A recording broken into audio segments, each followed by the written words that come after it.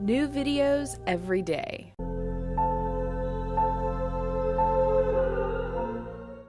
Hello, my name is Molly, and today I'm going to lead you through a yoga sequence that will be helpful for the reduction of stress and tension within the neck and shoulders and the lower back.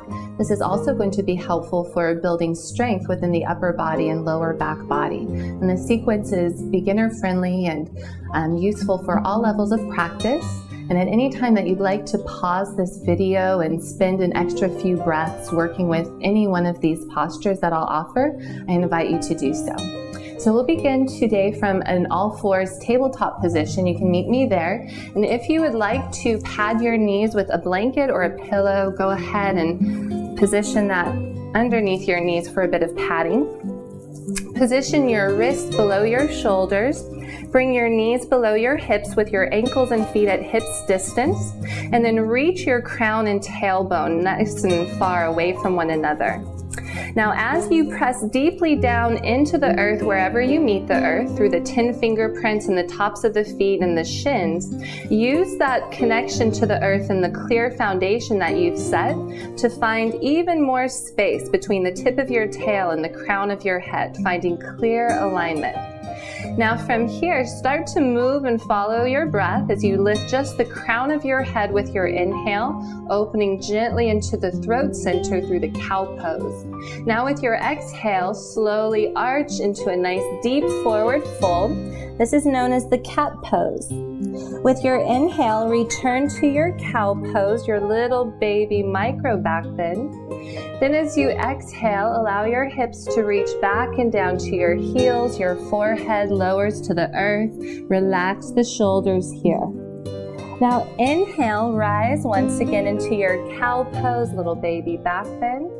And as you exhale again, take a nice deep arch through the back body for cat pose. Inhale and make sure that the lower back is supported here. You want to make sure that you're not dropping the belly. Keep those deep belly muscles toned to help protect the lower back. And then with your exhale, you can release the lower back as you sink into a pose known as the child's pose, Balasana. Once again, inhale, lift and lengthen through cow pose. And then exhale, press deeply into the earth as you arch into your cat pose. Inhale back through cow pose. And here our hips sink to heels as we find rest in child's pose. Now from here, if you're ready, you can just stay for several breaths. You can also continue through that sequence just a little bit longer until your body feels nice and warm and ready for the next pose that I'm going to offer you. Now from child's pose, with your next inhale, slowly lift up into your cow pose. This is where we're going to change it up a bit. As you exhale, soften your elbows towards the earth and just lift your knees an inch or two. Shift your weight back, straighten your legs, and release the crown of your head low. This is a pose called downward facing dog. Bring your knees to the earth with your inhale. As you do, lift the crown of your head for cow pose. And then uncurl your toes. Take a nice deep arch into the back body for cat. And again, inhale through your cow pose. Now exhale, sink your hips to your heels, returning to child's pose. Try to relax the shoulders and elbows here. And as you inhale, each time bring it back into cow pose. Now again here, we're going to transition into our inversion, downward facing dog, Adho Mukha Svanasana. But continue for another couple of rounds. Inhale, cow pose. And then deep arch as you use the earth. Press deeply down and draw it into the mid-back. And then support the mid-back as you inhale. Make sure you do not sag the belly. Keep the deep belly muscles toned here. And as you exhale, use them to draw your weight back and down and surrender, child's pose.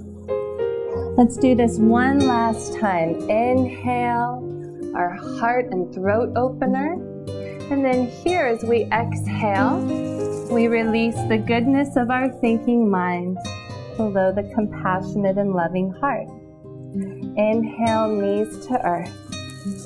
Lift and open, but keep the belly muscles strong and supportive, and use them as the belly muscles draw in and up. Press deeply into the earth and take a deeper cat pose here. Inhale, lengthen through the spine as you lift the crown, and then back and down for child's pose. Again, if you would like to take rest and just stay, feel free. Otherwise, as you inhale back to your cow pose, with your exhale, go ahead and take it back through what's called puppy pose into Adho Mukha Svanasana, our downward facing dog. Now, once you are here, check in with your breath. Make sure that you have not lost that nice, calm, even breath that you began your practice with. Notice the head and what's happening there. You may want to gently rock your head yes a few times and then no a few times. And then from here you can just rock your hips from side to side, kind of like you're wagging your tail. And then if you'd like to, you can bend one knee and then the other, or just walk in place. And just move energy and breath and awareness through the backs of the knees as you open into the calves. And then settle back into the stillness of your downward facing dog for another couple of breaths. As you are ready, inhale, bring it down and find cow pose. And then exhale, take a nice deep arch into cat. Inhale through cow pose. And then as you exhale, bring your toes together, separate your knees, and sink your hips to heels, lowering your forehead to the earth. And if your forehead does not touch the floor, you can bring your hands or forearms underneath your forehead for support. But just allow for your shoulders to relax fully away from one another. Broaden the space through the back of the heart. And you can just rock your hips from side to side as you sway down between the legs. You can roll your head from side to side and massage into the area across the brow, along the forehead.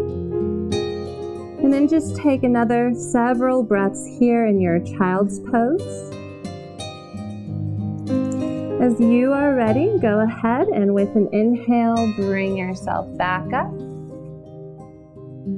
Well, thank you so much for sharing your practice with me today. And if you found this video to be helpful or useful, I encourage you to hit the like button or the favorite button, or to leave a comment for us. And if you'd like to learn more about me or where I'll be teaching yoga around your community, you can go to primalearthyoga.com. And I hope to join you again in the future. Namaste.